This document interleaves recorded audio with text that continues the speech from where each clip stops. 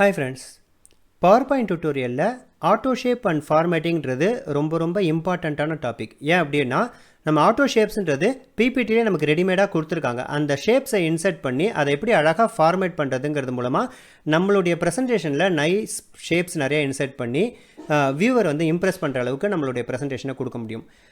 இதுதான் இப்போ நீங்கள் ஹோம் டேபில் போனீங்க அப்படின்னா இந்த இடத்துல இருக்கு இல்லையா, இதை நான் ட்ராப் டவுன் பண்ணேன் அப்படின்னா இந்த பெரிய லிஸ்ட் வரும். இதில் இருக்கிறது எல்லாம் தான் ஆட்டோஷேப். இதில் இருக்கக்கூடிய எதை வேணால் நீங்கள் இன்சர்ட் பண்ணி அதை ஃபார்மேட் பண்ணிக்கலாம். சாம்பிளுக்கு நான் ஒரு ரவுண்டட் எட்ஜ் ரெக்டாங்கிள் இன்சர்ட் பண்ணுறேன்னு வச்சுக்கோங்க.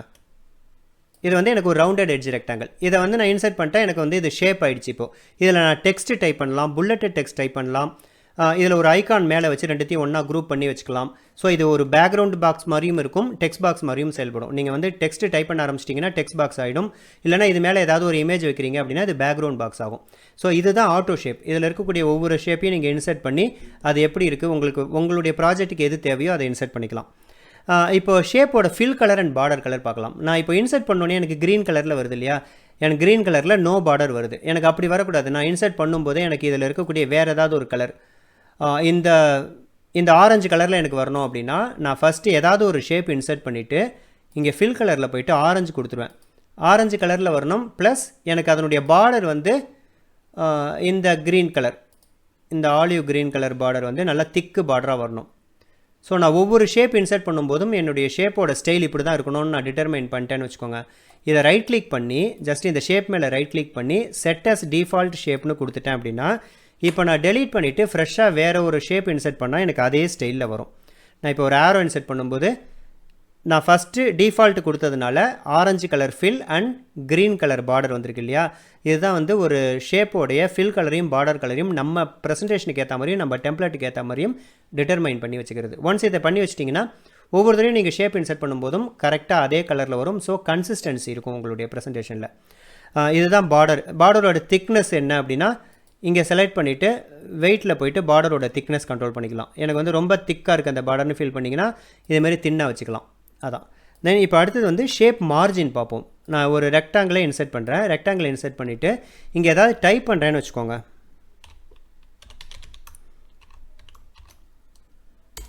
ஒரு சாம்பிள் டெக்ஸ்ட்டு டைப் பண்ணியிருக்கேன். ஸோ இது இப்போ ஃபில் கலர் டெக்ஸ்ட் பாக்ஸில் நான் டைப் பண்ணியிருக்கேன். அதனால் எனக்கு எஃப்ஐ போடுறாங்கும்போது இந்த இடத்துல ஃபில் கலர் தெரியுது. ஃபில் கலர் டெக்ஸ்ட் பாக்ஸ் எது நீங்கள் இன்சர்ட் பண்ணாலும் கண்டிப்பாக இன்சைடு பார்டர் கொஞ்சம் கொடுக்கணும். இன்சைட் பார்டர் கொடுக்காம 0 வச்சுட்டு நீங்கள் டெக்ஸ்ட் டைப் பண்ணிங்கன்னா இந்த டெக்ஸ்ட்லாம் போயிட்டு இந்த வாலில் இந்த பவுண்ட்ரியில் போயிட்டு இடிச்சிட்டு இருக்கும். அப்போ பார்க்குறதுக்கு விஷுவலாக நல்லா இருக்காது. ஸோ நான் இதை இப்போ ஃபில் கலர் கொடுத்துருக்கேன்றதுனால இதை செலக்ட் பண்ணிவிட்டு இந்த ஃபார்மேட் ஷேப்னு ஒரு பேன் இருக்கு இல்லையா, இந்த ஃபார்மேட் ஷேப் பேன் போயிடுச்சுன்னா எப்படி கொண்டு வருதுன்னா இதை ரைட் கிளிக் பண்ணி ஃபார்மேட் ஷேப்னு இருக்கும், அதை செலக்ட் பண்ணிங்கன்னா இங்கே வந்துடும். இந்த ஃபார்மேட் ஷேப்பில் போயிட்டு ஃபஸ்ட்டு செகண்டு தேர்ட் இருக்கும். ஃபஸ்ட்டில் ஃபில் கலர் இருக்கும், லைன் கலர் இருக்கும், லைனோட திக்னஸ் எல்லாமே நம்ம இங்கே பார்த்தது தான் இங்கே லிஸ்ட் அவுட் ஆகிருக்கும். இந்த இது ஷேடோ செட்டிங்ஸ், இது அப்புறம் வரலாம். நம்ம இங்கே மூணாவதாக இருக்கிறது டெக்ஸ்ட் பாக்ஸ் ப்ராப்பர்ட்டிஸ், அதாவது இந்த டெக்ஸ்ட் பாக்ஸில் இருக்கக்கூடிய மார்ஜின் இதெல்லாம் பண்ணுறது. இப்போ நான் இதை கிளிக் பண்ணிவிட்டு டெக்ஸ்ட் பாக்ஸில் போயிட்டு left margin, right margin, top and bottom margin இருக்கு இல்லையா, இதை இன்க்ரீஸ் டிக்ரீஸ் பண்ணிக்கலாம். இதை இன்க்ரீஸ் பண்ண நான் லெஃப்ட்டில் எனக்கு அதிகமாக ஸ்பேஸ் கிடைக்குது இல்லையா, இதுதான் ஒரு ஆட்டோ ஷேப்பில் மார்ஜின் பண்ணுறது. இப்போ மார்ஜின் கொடுத்தாச்சு. அடுத்தது அலைன்மெண்ட். எனக்கு இப்போது இது கொஞ்சம் தான் இருக்குது, இவ்வளோ தூரம் தான் இந்த டெக்ஸ்ட் இருக்குதுன்னு வச்சுக்கோங்க. இது சென்டராக மிடில் வந்துடுச்சு. இப்போ நான் மார்ஜின் இங்கே ஜாஸ்தி கொடுத்ததுனால உங்களுக்கு மிடில் இருக்க மாதிரி இல்லை. இதே போல் ஒரு டெக்ஸ்ட் பாக்ஸில் சென்டராக ஒரு டெக்ஸ்ட் வச்சோம் அப்படின்னா ரைட் மார்ஜின் லெஃப்ட் மார்ஜினும் சேமாக கொடுக்கணும். அப்போ தான் அது மிடில் இருக்க மாதிரி தெரியும்.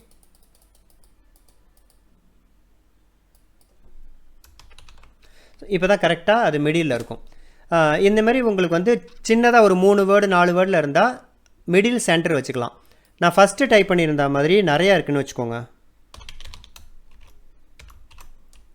இதை போல் நிறையா இருக்குது. இதில் புல்லட் வேறு இருக்குதுன்னு வச்சுக்கோங்க. புல்லட் டெக்ஸ்ட்டாகவும் இருக்குது அப்படின்னா புல்லட் டெக்ஸ்ட்டுக்கு எப்பயுமே சென்ட்ரல் அலைன் கொடுத்தா நல்லா இருக்காது. ஸோ புல்லட் டெக்ஸ்ட் கொடுத்தாலே இந்த டெக்ஸ்ட் பாக்ஸை செலக்ட் பண்ணி லெஃப்ட் அலைன் கொடுத்துட்டிங்கன்னா தான் அது அழகாக இருக்கும் பார்க்குறதுக்கு. தென் இதே மாதிரி நேரங்களில் நம்ம என்ன பண்ணலாம், we can go for a top align. Top align கொடுத்திங்கன்னா மேலேருந்து ஸ்டார்ட் பண்ணால் தான் அழகாக இருக்கும். டாப் அலைன் கொடுத்துட்டு டாப் மார்ஜின் மட்டும் கொஞ்சம் இன்க்ரீஸ் பண்ணிக்கலாம். ஏன்னா போய்ட்டு அந்த வாலில் இடிக்கிற மாதிரி இருக்குன்றதுனால டாப் மார்ஜின் இன்சர்ட் பண்ணிக்கலாம். இதுதான் டெக்ஸ்ட் அலைன்மெண்ட். இது நம்ம டிபெண்ட்ஸ் அப்பான் நம்ம புல்லட் டெக்ஸ்ட் இன்சர்ட் பண்ணுறோமா இல்லை ஒரு கோட்ஸ் இன்சர்ட் பண்ணால் சென்ட்ரல் லைனில் இருக்கலாம், இல்லை ஒருத்தருடைய பேர் மட்டும் இருக்குன்னா அதுவும் சென்ட்ரல் லைன் இருக்கலாம். அதே போல் நம்ம டிபெண்ட்ஸ் அப்பான் த டெக்ஸ்ட் நம்ம எது இன்சர்ட் பண்ணுறோமோ அதுக்கேற்ற மாதிரி அலைன்மெண்ட்டு மாறும். தென் லைன் ஸ்டைல், இப்போது ஃபில் கலர், அதாவது ஒரு ஷேப் இன்சர்ட் பண்ணி அதோடைய ஃபில் கலர்லாம் பார்த்தாச்சு. இப்போ லைன் இருக்குது இங்கே ஆட்டோ ஷேப்பில் வந்து ஃபில் கலர் மட்டும் கிடையாது, சாரி ஷேப்ஸ் மட்டும் இல்லை லைனும் இருக்குது. நான் இங்கே ஒரு லைன் இன்சர்ட் பண்ணுறேன்னு வச்சுக்கோங்க. பை ஹோல்டிங் ஷிஃப்ட் கீ நீங்கள் ட்ராப் பண்ணிங்க அப்படின்னா ஸ்ட்ரெயிட் லைன் வரும், எய்தர் ஹரிசாண்டல் ஆர் வெர்டிக்கல், எதுவாக இருந்தாலும் பரவாயில்ல. ஒரு லைனை நீங்கள் பிக் பண்ணிவிட்டு ஷிஃப்ட் கீ ஹோல்ட் பண்ணிவிட்டு நீங்கள் ட்ராக் பண்ணி இழுத்தீங்க அப்படின்னா அந்த லைன் வந்து ஸ்ட்ரெயிட்டாக வரும். ஷிஃப்ட் கீ ஹோல்ட் பண்ணலை அப்படின்னா அந்த லைன் வந்து ஸ்லாண்டிங்காக போக வாய்ப்பு இருக்குது. ஸோ சப்போஸ் நீங்கள் ஒரு லைன் இன்சர்ட் பண்ணிட்டீங்க, இப்படி கொஞ்சம் ஸ்லாண்டிங்காக இன்சர்ட் பண்ணிட்டீங்க, அது வந்து ஸ்ட்ரெயிட்டாக ஆக்கணும் அப்படின்னா ஜஸ்ட் அந்த லைனை வந்து டபுள் கிளிக் பண்ணிங்க அப்படின்னா இந்த ஃபார்மேட் டிராயிங் டூலில் போய்ட்டு ஃபார்மேட்டுங்கிற டேப் ஓப்பன் ஆகும். ஃபார்மேட்டில் பார்த்தீங்கன்னா ஹைட் அண்ட் வித் இருக்குது இல்லையா, ஒரு லைனுக்கு வந்து எய்தர் வித்தோ ஆர் ஹைட்டு தான் இருக்கும். இப்போது வெர்டிக்கல் லைன்னா ஹைட் இருக்கும், ஹாரிசாண்டல் லைன்னா வித் இருக்கும். ஹைட் வந்து 0 தான் இருக்கணும். ஹைட்டில் ஏதோ ஒரு நம்பர் இங்கே நீங்கள் ஃபைன் பண்ணாலே அது ஸ்லாண்டிங்காக இருக்குன்னு அர்த்தம். ஸோ இங்கே போய்ட்டு நீங்கள் அதை 0 கொடுத்துட்டிங்கனாலே ஆட்டோமேட்டிக்காக ஸ்ட்ரெயிட் ஆகிடும். ஸோ ஞாபகம் வச்சுக்கோங்க, லைனுக்கு வந்து ஹைட் கிடையாது, ஒன்லி வித்து தான். அது வந்து லெஃப்ட் டு ரைட் இருக்கக்கூடிய லைனாக இருந்துச்சு அப்படின்னா வித் இருக்கும், பாட்டம்லேருந்து டாப்பில் லைன் போட்டோம் அப்படின்னா ஹைட் இருக்கும். ஸோ ஹைட் இருந்துச்சுன்னா வித்து 0வாக இருக்கும், வித்து இருந்துச்சுன்னா ஹைட்டு 0வாக இருக்கும். இதை தான் வந்து ஒரு லைனை வந்து ஸ்ட்ரெயிட் ஆக்கிறதுக்கு உண்டான ஒரு டிப்ஸ். ஸோ இப்போது லைன் நம்ம வந்து ஸ்லாண்டிங் லைனை போட்டுட்டு அதை எப்படி ஸ்ட்ரெயிட்டாக மாற்றுறதுன்னு பார்த்தோம். இப்போ லைனில் வேரியஸ் திக்னஸ்லாம் என்னென்னு பார்ப்போம். இப்போ நான் அந்த லைனை செலக்ட் பண்ணும்போது இங்கே ஃபில் கலர் எதுவுமே வராது, ஏன்னா லைனுக்கு வந்து ஃபில் கலர் கொடுக்க முடியாது, லைனுக்கு பார்டர் தான் கொடுக்க முடியும். இங்கே வந்து சாலிடு நம்ம ஃபில் கலர் கொடுத்துருக்கோம், கிரேடியன்ட் ஃபில்லும் கொடுக்கலாம். சாலிடு ஃபில் கலர்லேயே போயிட்டு எனக்கு லைன் திக்னஸ் ஜாஸ்தி வேணும் அப்படின்னா இதில் போயிட்டு இந்த லைன் வெயிட் இன்க்ரீஸ் பண்ணலாம். நம்ம எவ்வளோ இன்க்ரீஸ் பண்ணுறோமோ அதுக்கு தகுந்த மாதிரி திக் ஆகும் அந்த லைன். தென் லைனுடைய இந்த ஆரோ டைப் இருக்கு இல்லையா, பிகைன், அதாவது இங்கே ஸ்டார்ட் ஆகிருக்கு இங்கே எண்ட் ஆகிருக்கு, எனக்கு பிகைன் இங்கே மட்டும் ஆரோ வேணும், இல்லைனா இங்கே மட்டும் ஆரோ வேணும், எண்டில் மட்டும் ஆரோ வேணும் அப்படின்னா இங்கே எண்ட் ஆரோ டைப் இருக்குல்ல, எண்ட் ஆரோ டைப்பில் நம்ம என்ன டைப் ஆஃப் ஆரோ வேணும் அப்படின்றத சூஸ் பண்ணிட்டோம் அப்படின்னா இங்கே ஆரோ வந்துடும். இந்த ஆரோட ஹெட்டு சைஸ் இருக்கு இல்லையா, அது வந்து இங்கே டிட்டர்மைன் பண்ணலாம். எண்ட் ஆரோ சைஸை நீங்கள் ட்ராப் டவுன் பண்ணிங்க அப்படின்னா எனக்கு சின்னதாக வேணும்னா இதை ஃபஸ்ட்டு இது சூஸ் பண்ணிக்கலாம், பெருசாக வேணும்னா லாஸ்ட் இது சூஸ் பண்ணிக்கலாம். ஸோ இது வந்து நீங்கள் கஸ்டமைஸ் பண்ண முடியாது, அவங்க கொடுத்துருக்கிற அந்த 9 வேரியேஷன்ஸில் தான் நீங்கள் எதாவது யூஸ் பண்ண முடியும். எனக்கு பிஹைண்ட்லேயும் ஆரோ வேணும் அப்படின்னா பிஹைண்ட் ஆரோ டைப் சூஸ் பண்ணிவிட்டு பிஹைண்ட் ஆரோ சைஸையும் சூஸ் பண்ணிங்கன்னா 2 பக்கமும் ஆரோ வந்துடும். ஸோ இதுதான் ஆரோ. நீங்கள் டேரெக்டாகவே உங்களுக்கு போயிட்டு இங்கே ஹோமில் போயிட்டு ஆரோவே இன்சர்ட் பண்ணலாம். இங்கே ஆரோ இருக்குது, டேரெக்டாகவே ஆரோ பிக் பண்ணி இன்சர்ட் பண்ணிங்கன்னா இப்படி அதுவாக டிஃபால்ட்டாக ஆரோவில் வரும். இல்லை நீங்கள் லைன் இன்சர்ட் பண்ணிவிட்டு அதுக்கு ஆரோ போடணுன்னாலும் போடலாம். இப்போ வந்து அடுத்தது என்ன பண்ணோம் அப்படின்னா சில நேரங்களில் வந்து நம்ம ஒரு ஷேப் இன்சர்ட் பண்ணிடுவோம். இந்த ஷேப் இன்சர்ட் பண்ணிவிட்டு அதில் ஏதாவது டைப் பண்ணிடுவோம். ஸோ PPT ட்ரைனிங்னு நான் டைப் பண்ணியிருக்கேன். இது வந்து எனக்கு நான் டைப் பண்ணி முடித்த பிறகு தான் யோசிக்கிறேன் இது வந்து ரெக்டாங்கிளாக இல்லாமல் ஓவலாக இருந்தால் நல்லாயிருக்கும் அப்படின்னா. இப்போ இதுக்காக போய்ட்டு இன்னொரு டெக்ஸ்ட் பாக்ஸ் இன்சர்ட் பண்ணி அதில் போய்ட்டு நான் இதை திருப்பி டைப் பண்ணணும்னு அவசியம் இல்லை. இந்த இந்த ஆப்ஜெக்ட் பாக்ஸை செலக்ட் பண்ணிவிட்டு இங்கே ஃபார்மேட் டேப்பில் போனீங்க அப்படின்னா இங்கே எடிட் ஷேப்னு இருக்கும். இந்த எடிட் ஷேப்பை கிளிக் பண்ணி அதில் சேஞ்ச் ஷேப்னு ஒரு ஆப்ஷன் இருக்கும். அந்த சேஞ்ச் ஷேப்புக்கு போயிட்டீங்க அப்படின்னா உங்களுக்கு திருப்பி இங்கே நீங்கள் பார்த்தீங்க இல்லையா, அது எல்லாமே இங்கே வரும், லிஸ்ட் அவுட் ஆகும். அதில் போய்ட்டு இந்த ஓவல் சூஸ் பண்ணால் ஆல்ரெடி நம்ம டைப் பண்ணி வச்ச ரெக்டாங்கிள் டெக்ஸ்ட் பாக்ஸ் வந்து இப்போ ஓவலாக மாறிடுச்சு. இதுதான் வந்து சேஞ்ச் ஷேப். அதுக்கப்புறம் இப்போ எடிட் பாயிண்ட்டு, இந்த ஷேப் வந்து மல்டிபிள் எடிட் பாயிண்ட்டால் தான் கிரியேட் பண்ணியிருப்பாங்க. அந்த எடிட் பாயிண்ட்டை நம்ம வந்து ஆல்ட்ரு பண்ணலாம் ஃப்யூச்சரில். இதை ரைட் கிளிக் பண்ணுறீங்கன்னு வச்சுக்கோங்க, இந்த இடத்துல எடிட் பாயிண்ட்ஸ்ன்னு இருக்கும். அப்படி இல்லையா இங்கே ரைட் கிளிக் பண்ணி போக வேண்டாம் அப்படின்னா இங்கே ஃபார்மேட்டில் போனீங்கன்னா இங்கே எடிட் பாயிண்ட் இருக்கும். எடிட் பாயிண்ட்டை கிளிக் பண்ணால் எனக்கு இங்கே 4 எடிட் பாயிண்ட் இருக்குது. ஸோ இதை வச்சு நீங்கள் வந்து இந்த ஷேப்பை வந்து உங்களுக்கு பிடிச்ச மாதிரி கஸ்டமைஸ் பண்ணலாம். ஃபஸ்ட்டு இந்த எடிட் பாயிண்ட்டை நான் செலக்ட் பண்ணிவிட்டு இந்த ஆங்கர் பாயிண்ட்டை பிடிச்சி நீங்கள் இழுக்கிறீங்கும் போது உங்களுக்கு பிடிச்ச எஃபெக்ட் வரும். கொஞ்சம் டிஃப்ரெண்ட்டான கஸ்டமைஸ் ஒரு எஃபெக்ட்டை கொண்டு வர முடியும். அந்த எஃபெக்ட் வந்து அந்த ஷேப் வந்து இங்கே இருக்கிறதுக்கு வாய்ப்பு இல்லை, ஏன்னா நீங்களே வரைஞ்சிருக்கீங்க. எனக்கு வந்து இதில் இங்கே ஒரு எடிட் பாயிண்ட் இருக்குது, அது தேவையில்லை அப்படின்னா, இல்லை இந்த எடிட் பாயிண்ட் தேவையில்லை அப்படின்னா ஆல்ரெடி இருக்கக்கூடிய எடிட் பாயிண்ட்டை டெலீட் பண்ணுறதுக்கு என்னென்னா பை ஹோல்டிங் கண்ட்ரோல் கீ இந்த எடிட் பாயிண்ட் மேலே கிளிக் பண்ணிங்க அப்படின்னா அது டெலீட் ஆகிடும். இல்லை எனக்கு இந்த இடத்துல புதுசாக ஒரு எடிட் பாயிண்ட் வேணும் அப்படின்னா அதே இந்த எடிட் பாயிண்ட்லேருந்து இந்த எடிட் பாயிண்ட்டுக்கு போகிற அந்த பாத் இருக்கு இல்லையா, அந்த பாத்தில் எங்கேயாவது ஒரு இடத்துல புது எடிட் பாயிண்ட் வேணும் அப்படின்னா அதே கண்ட்ரோல் கீ ஹோல்ட் பண்ணிக்கிட்டு இங்கே கிளிக் பண்ணிங்கன்னா புதுசாக இங்கே ஒரு எடிட் பாயிண்ட் வந்துடும். அதுக்கேற்ற மாதிரி ஷேப் கொஞ்சம் சேஞ்சஸ் நடக்கும். அதை நம்ம அதுக்கப்புறம் தான் ஃபிக்ஸ் பண்ணிக்கணும். இதுதான் வந்து எடிட் பாயிண்ட் வச்சு பண்ணுறது. இந்த எடிட் பாயிண்ட் மூலமாக நம்மளே புதுசாக கூட ஒரு ஷேப் க்ரியேட் பண்ணலாம். தென் கிரேடியன்ட் ஃபில். நார்மலாக வந்து ஒரு ஷேப் இன்சர்ட் பண்ணால் அதுக்கு இப்போது நான் சாலிடு ஃபில் கொடுத்துருக்கேன் இல்லையா, இதே வந்து கிரேடியன்ட் ஃபில்லும் கொடுக்கலாம். கிரேடியன்ட் ஃபில் என்ன அப்படின்னா, இந்த ஃபில்லில் போயிட்டு சாலிடு ஃபில்லுன்னு இருக்கிறத கிரேடியன்ட் ஃபில்லுன்னு மாற்றிட்டோம் அப்படின்னா, நான் ஆல்ரெடி இதுக்கு முன்னாடி நான் கொடுத்து வச்சது அது மெமரியில் இருக்குது, அதனால் அது அப்படியே எனக்கு வந்திருக்கு. அந்த கிரேடியன்ட் ஃபில்லை கண்ட்ரோல் பண்ணுறது இங்கே தான் இருக்குது. கிரேடியன்ட் ஸ்டாப்ஸ் இருக்குது இல்லையா, இந்த கிரேடியன்ட் ஸ்டாப்பில் போயிட்டு இது வந்து புதுசாக ஒரு ஸ்டாப் இன்சர்ட் பண்ணுறது, இது வந்து ஆல்ரெடி இருக்கக்கூடிய ஸ்டாப் டெலீட் பண்ணுறது. நான் இதை இப்போ டெலீட் பண்ணிட்டே போனேன்னா எனக்கு வந்து மினிமம் 2 ஸ்டாப் பாயிண்ட் இருக்கணும். எதனால் அப்படின்னா, அட்லீஸ்ட் 2 வேரியேஷன்ஸ் இருந்தால் தான் அதுக்கு பேரே கிரேடியன்ட்டுன்னு பேர். சிங்கிள் வேரியேஷன் இருந்தால் அது வந்து சாலிடு ஃபில். அதனால் 2 வேரியேஷன்ஸ் மினிமம் இருக்கும். ஃபஸ்ட்டு இதை செலக்ட் பண்ணி இதனுடைய கலர் என்னவாக இருக்கணுன்றதை நம்ம டிட்டர்மைன் பண்ணிக்கலாம். நான் இதுக்கு ஒரு சயன் கலர் கொடுக்குறேன். தென் ரெண்டாவது ஸ்டாப் செலக்ட் பண்ணிவிட்டு இதுக்கு ஒரு பர்பிள் கலர் கொடுக்குறேன்னு வச்சுக்கோங்க. பர்பிள் கலர் கொடுத்தோன்னா எனக்கு வந்து இங்கே சயன் கலர்லேருந்து ஸ்டார்ட் பண்ணி பர்பிள் கலரில் முடிஞ்சிருக்கு. எதனாலனா இந்த purple colour right hand side இருக்குது. இதை எனக்கு அப்படியே மாற்றணும் அப்படின்னா இதை ட்ராக் பண்ணி எடுத்துகிட்டு வந்துட்டு இதை கொண்டு போய்ட்டு அந்த பொசிஷனில் வச்சுட்டு இதை கொண்டு போய்ட்டு இந்த பொசிஷனில் வச்சிங்கன்னா அப்படியே உல்ட்டாவாக மாறிடும். இது லெஃப்ட் டு ரைட்டு தான் இருக்கணும்னு அவசியம் கிடையாது. இந்த இடத்துல போய்ட்டு இந்த ஆங்கிள் இருக்கு இல்லையா, அந்த ஆங்கிளில் போய்ட்டு 90 டிகிரி கொடுக்குறீங்க அப்படின்னா டாப் டு பாட்டம் வந்துடும். ஸோ 180 கொடுக்குறீங்க அப்படின்னா அப்படியே உல்ட்டாவாக இந்த ரைட் டு லெஃப்ட் வரும். ஸோ இதே போல் நீங்கள் வந்து டிகிரியும் மாற்றிக்கலாம், ஆங்கிள் மாற்றிக்கலாம். இந்த இடத்துல எனக்கு புதுசாக ஒரு ஸ்டாப் பாயிண்ட் மிடில் வேறு ஒரு கலர் வேணும்னா ஜஸ்ட் இங்கே ஒரு கிளிக் பண்ணிங்கன்னா புதுசாக ஒரு ஸ்டாப் பாயிண்ட் வந்துடும். அதை செலக்ட் பண்ணி வச்சுட்டு அங்கே போய்ட்டு எனக்கு என்ன கலர் வேணுமோ அதை கொடுத்துக்கலாம். ஸோ மிடில் மட்டும் ஒரு க்ரீன் கலர் வருது. இது ஒன்று. தென் டிரான்ஸ்பரன்சி.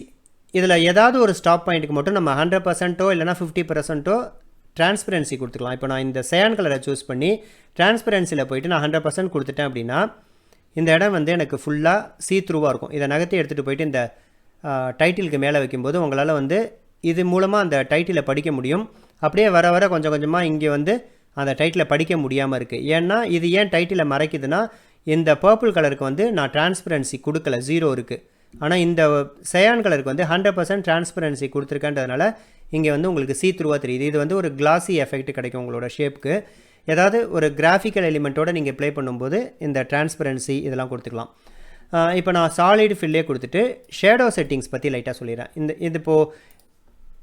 இது வந்து இப்போ நான் F5 போடுறேன் அப்படிங்கன்னா ஃப்ளாட்டாக அப்படியே ஸ்லைடில் இருக்க மாதிரி இருக்குது. இது கொஞ்சம் ப்ரொஜெக்ட் ஆகி வெளியில் வந்த மாதிரி இருக்கணும் அப்படின்னா லைட்டாக ஒரு ஷேடோ கொடுக்கலாம் இல்லையா. இதை டபுள் கிளிக் பண்ணிவிட்டு இந்த ஃபார்மேட்டில் போனீங்க அப்படின்னா இந்த ஃபார்மேட் ஷேப்பில் ஷேடோ செட்டிங்ஸ் இருக்குது. ஷேடோவை ட்ராப் டவுன் பண்ணிவிட்டு நான் ஷேடோ கலர் என்ன வேணும்னு சூஸ் பண்ணோம். ஷேடோ கலர் எப்படி சூஸ் பண்ணுறதுனா டிபெண்ட்ஸ் அப்பான் த பேக்ரவுண்ட் ஒயிட்டாக இருந்துச்சு அப்படின்னா கிரே கலர், அதாவது ஒயிட் கலர் வாலில் வந்து கிரே கலரில் தான் ஷேடோ விடும். பேக்ரவுண்ட் என்ன கலர் இருக்கோ அதே கலர்லேயே கொஞ்சம் டார்க் கலர் தான் நம்ம ஷேடோ சூஸ் பண்ணோம். பேக்ரவுண்ட் இப்போ ரெட் கலரில் இருக்குது அந்த வால் அப்படின்னா ஷேடோவும் டார்க்கர் ரெட்டாக தான் விடும். அப்போ போய்ட்டு நம்ம பிளாக் சூஸ் பண்ணக்கூடாது. ஸோ இப்போ நான் இதை செலக்ட் பண்ணிவிட்டு ஷேடோவில் போய்ட்டு shadow colour grey colour choose பண்ணால் இந்தமாரி ஷேடோ வருது இல்லையா. பை டிஃபால்ட்டாக இது வரும். இதை நீங்கள் கண்ட்ரோல் பண்ணிக்கலாம். இதே ஷேடோவில் போய்ட்டு இந்த டிஸ்டன்ஸ் இருக்கும், டிஸ்டன்ஸை ஜாஸ்தி பண்ணுறது மூலமாக அந்த ஷேடோ வெளியில் வரும். ஆங்கிள் திருப்பலாம். ஆங்கிள் திருப்புறது மூலமாக அந்த ஷேடோ எந்த பக்கத்துலேருந்து வரணும், ஏன்னா இது லைட் சோர்ஸ் பொறுத்தது. எந்த இடத்துலேருந்து லைட் அடிக்குதோ அதுக்கேற்ற மாதிரி ஷேடோ வரும். அது வந்து எனக்கு பிளர் ஆகணும், லைட்டாக பிளர் ஆனால் தான் நேச்சுரலாக இருக்கும்னா பிளர் பண்ணிக்கலாம். தென் இவ்வளோ திக்காக ஷேடோ தெரிய வேண்டாம் அப்படின்னா டிரான்ஸ்பரன்சி பண்ணிக்கலாம். இதெல்லாம் பண்ணிவிட்டு இப்போ நான் F5 போட்டேன்னா அந்த ஸ்க்ரீன்லேருந்து கொஞ்சம் ப்ரொஜெக்ட் ஆகி வந்த மாதிரி இருக்கு இல்லையா. இதுதான் வந்து ஷேடோ செட்டிங்ஸ்.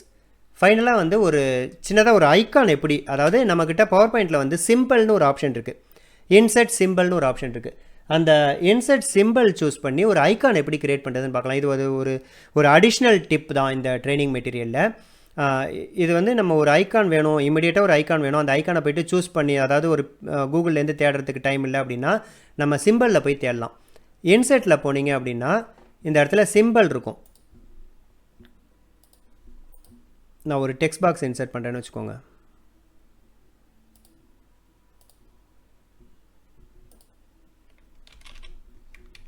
ஏதாவது ஒரு டெக்ஸ்ட் டைப் பண்ணிவிட்டு இன்சர்ட்டில் போயிட்டு இந்த சிம்பிள் போடுறேன்,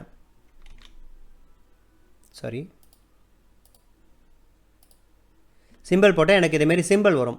ஒரு சின்னதாக ஒரு பாப்அப் மெனு வரும். அந்த பாப்அப் மெனு ட்ராப் டவுன் பண்ணிங்க அப்படின்னா இங்கே வந்து மோஸ்ட்லி சிம்பிள்லாம் எங்கே இருக்குன்னா வெப் திங்ஸ்னு ஒரு கேட்டகரியில் இருக்கும்.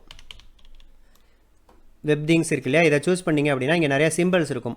இதுலேருந்தே உங்களுக்கு தேவையான ஐக்கான்லாம் நீங்கள் ஃபைன் பண்ணலாம். நான் ட்ராப் டவுன் பண்ணி எனக்கு ஏதாவது இப்போ வந்து எனக்கு ஒரு மணி பேக் அந்த டாலர் பேக் மாதிரி வேணும் அப்படின்னா இதை நான் இன்சர்ட் பண்ணேன் அப்படின்னா இந்த இடத்துல எனக்கு அந்த டாலர் பேக் இன்சர்ட் ஆகிடும். நான் இதோடைய ஃபாண்ட் சைஸ் பெருசு பண்ணிக்கலாம். அந்த டெக்ஸ்ட் பாக்ஸில் போயிட்டு ஆக்சுவலாக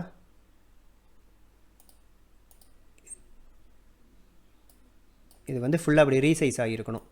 ஸோ இப்போ இது வந்து இது ஆக்சுவலாக இது சிம்பிள்னால் இதனுடைய கலர் மாற்றணும். இப்போ இது வந்து ரெட் கலரில் வேணும், இந்த மணி பேக் வந்து ரெட் கலரில் வேணும்னா அந்த ஹோமில் போயிட்டு நான் ஃபாண்ட் கலரில் தான் மாற்றணும். பட் ஃபாண்ட் கலரில் மாற்றினா அது எப்படி ஐக்கான் ஆகும்? ஃபில் கலரில் மாற்றினா தானே அது ஐக்கான் ஆகும். இப்போ இது ஐக்கானாக மாற்றுறதுக்கு என்ன ஒரு ட்ரிக் அப்படின்னா இதை லைட்டாக ரொட்டேட் பண்ணிக்கணும். நீங்கள் இதை லைட்டாக ரொட்டேட் பண்ணிவிட்டு கண்ட்ரோல் எக்ஸ் கொடுத்து கட் பண்ணிடுங்க.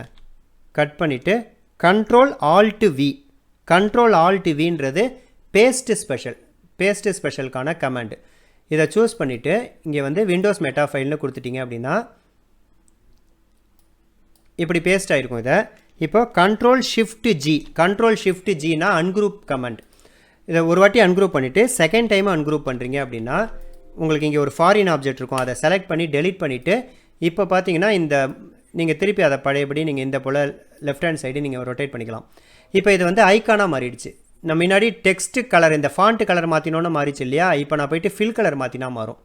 ஸோ இப்போ நான் எனக்கு என்ன கலர் வேணுமோ அந்த கலர் ஃபில் கலர் மாற்றிடுறேன் அப்படின்னா அவுட்லைன் நோ அவுட்லைன் கொடுத்துட்றேன். இப்போ இது வந்து வெக்டர் ஐக்கான் தான். எவ்வளோ நீங்கள் ஜூம் பண்ணாலும் பிக்சலைட் ஆகாது, உங்களுக்கு கிளியராக இருக்கும் அதோட எட்ஜஸ்லாம். இது எனக்கு வந்து ஃபில் ஐக்கான் வேண்டாம், எனக்கு வந்து லைன் ஐக்கானாக வேணும் அப்படின்னா இதை அப்படியே டூப்ளிகேட் போட்டு